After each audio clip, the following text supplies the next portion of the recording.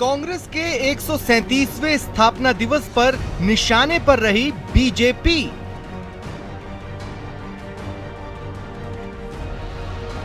कांग्रेस मुक्त भारत के नारे और धर्म वाली सियासत पर प्रहार।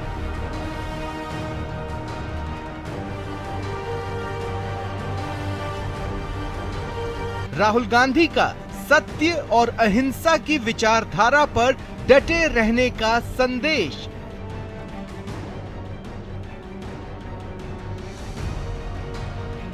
सीएम गहलोत बोले, कांग्रेस मुक्त भारत की बात करने वाले खुद हो जाएंगे मुक्त।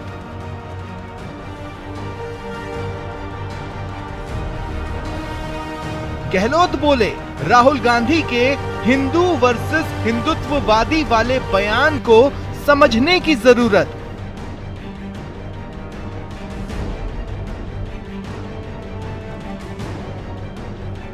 सीएम ने कहा, कांग्रेस का त्याग और बलिदान का इतिहास है।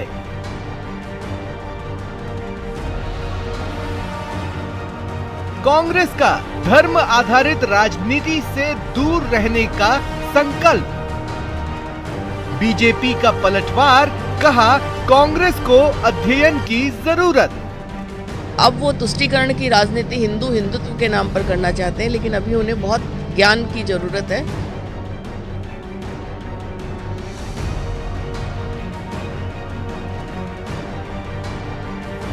हाथ से मुक्ति बनाम हाथ की मजबूती। नमस्कार, बहुत स्वागत है आपका। प्राइम डिबेट देख रहे हैं आप, आपके साथ में जेपी शर्मा। कांग्रेस का 136 साल के इतिहास के कई हिस्से किए जा सकते हैं।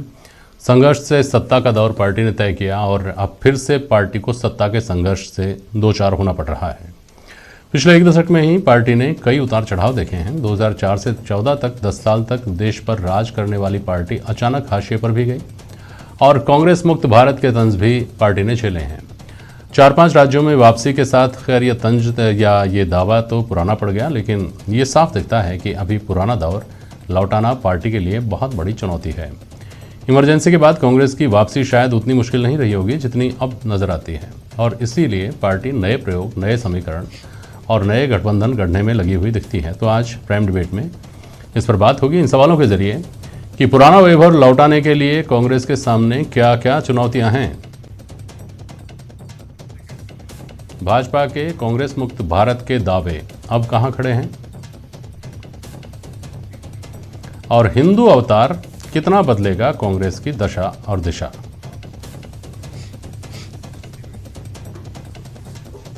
पंकज जोशी जी हमारे साथ, भारतीय जनता पार्टी के प्रवक्ता। अरुण शर्मा जी हैं, कांग्रेस प्रवक्ता।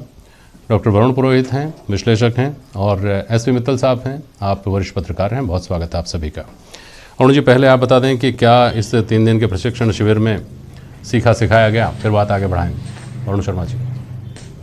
जी जेपी साहब, ये प्रशिक्षण का एक सतत अभियान हमने कांग्रेस पार्टी ने शुरू किया है। आज इसका विशेष महत्व था क्योंकि कांग्रेस का होना और न केवल संगठन के लिए बहुत ज़रूरी है बल्कि इस देश के लिए भी एक महत्वपूर्ण और निहायत ज़रूरी एलिमेंट है इसका।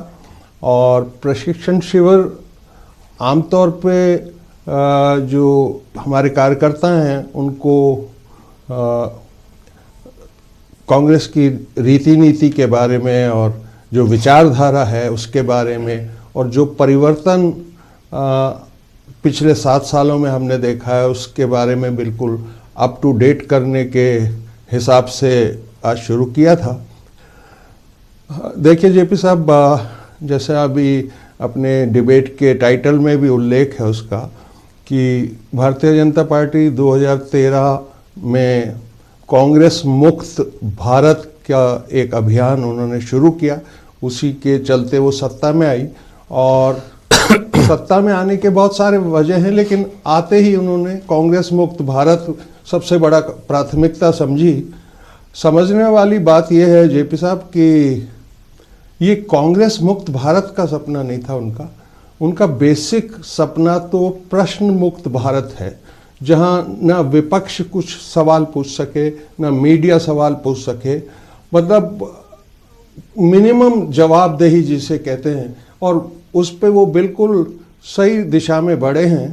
ना वो विशेषज्ञों की सुनते हैं, ना सांसदों की सुनते हैं, ना जनता की सुनते हैं, ना किसानों की सुनते हैं। ठीक है अरुण जी। और तो ये जो ऐसा माहौल था, इसमें ये प्रशिक्षण बहुत महत्वपूर्ण हो गया।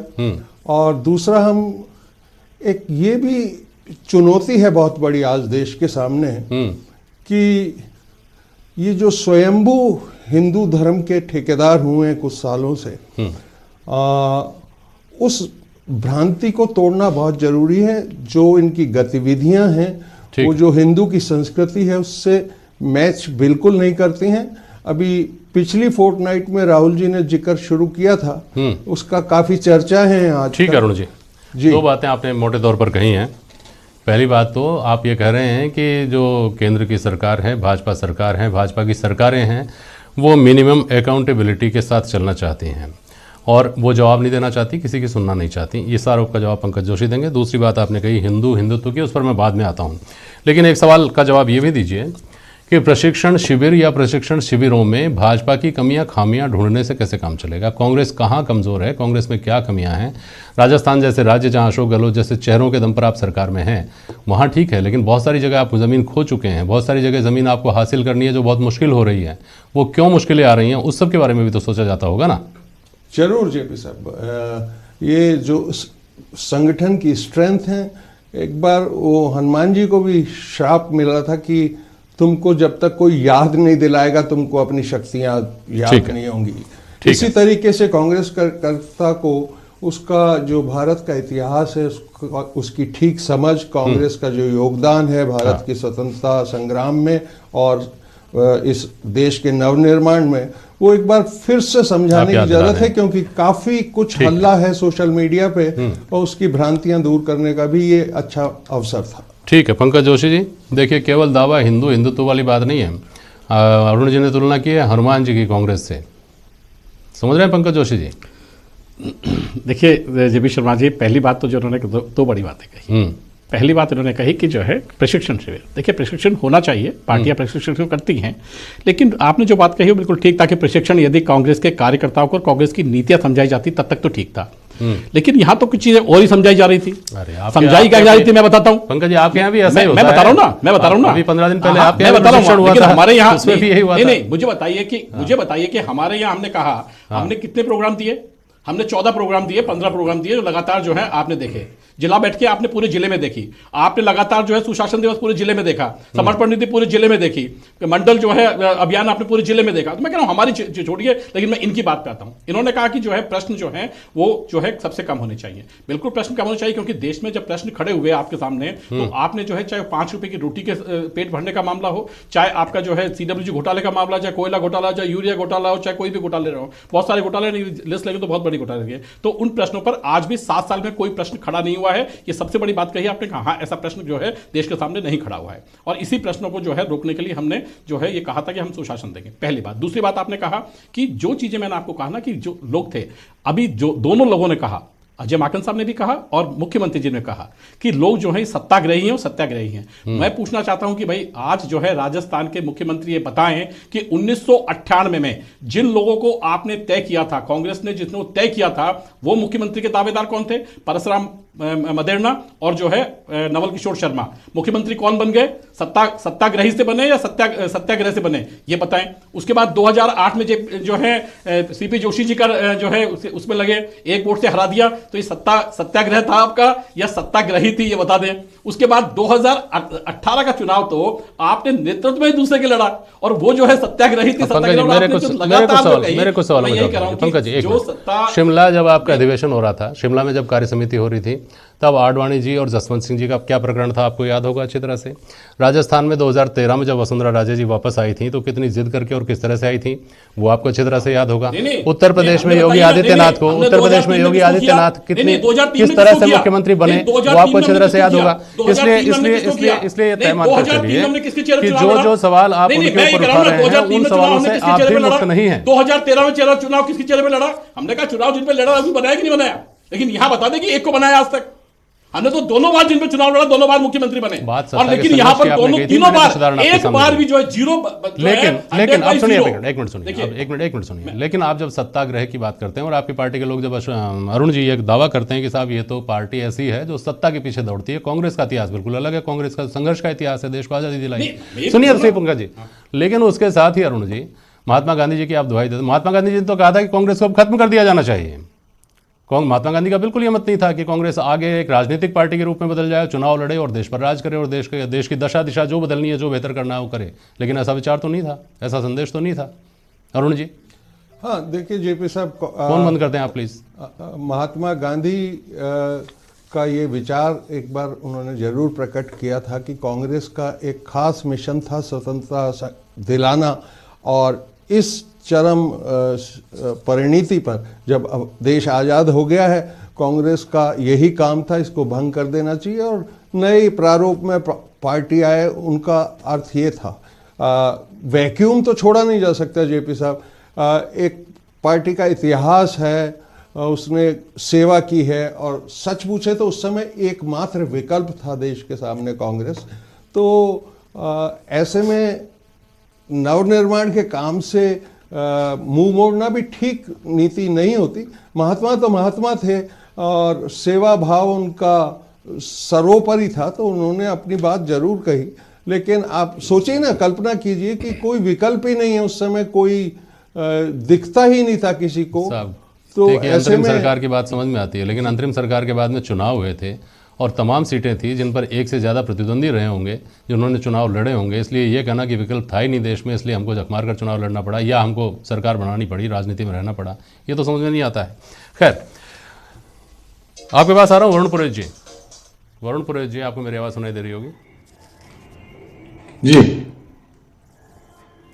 कांग्रेस का वो गौरवशाली दौर जिसमें हेडगेवार जैसे लोग भी कांग्रेस में रहे, उसके बाद का वो दौर जिसमें कांग्रेस के जो बड़े चेहरे थे उनके बीच में आपस में खींचतान भी रही, सुभाष चंद्र बोस और पटेल और नेहरू जैसे, जिनके बारे में हम पढ़ते हैं इतिहास में, और इतिहास की बहुत सारी किताबें विरोधाभासी हैं, तो उनके ऊपर बहस करने का कोई फ़ायदा नहीं।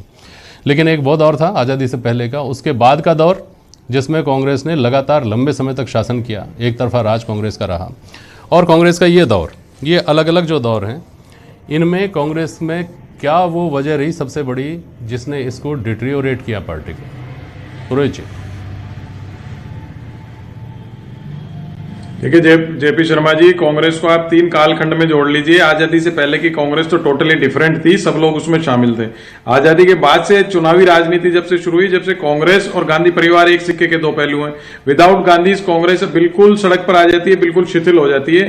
नरसिंह राव जी के टाइम भी देखा हमने, मेजोरिटी नहीं ले पाती है। आप 77 की बात कर रहे, 77 में कांग्रेस पिटी, लेकिन इंदिरा गांधी की ताकत थी, इंदिरा गांधी जी वापस ले आई।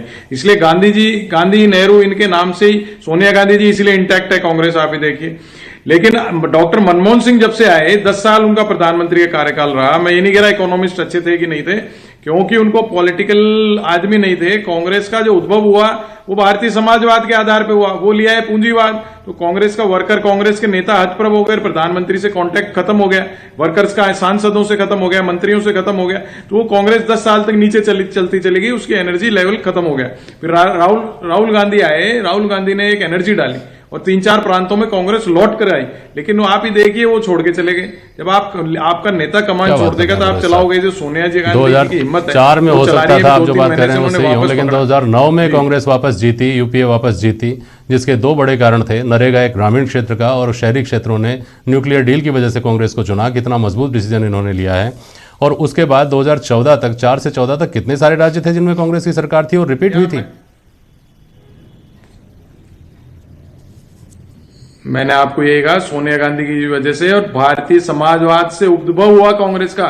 मनरेगा सोशलिस्टिक आइडियोलॉजी थी, मनमोहन सिंह जी की आर्थिक नीतियों का कारण नहीं था मनरेगा। मनरेगा कांग्रेस का जो सोशलिस्ट स्वरूप था, उस प्रेशर में मनरेगा लाना पड़ा, क्योंकि उधर आप आधुनिकीकरण कर रहे थे, लिबरलाइजेशन कर रहे थे, आप डिसइन्वेस्टमेंट कर रहे थे, तो आपको कैसे सेटिस्फाई करोगे सोसाइटी को?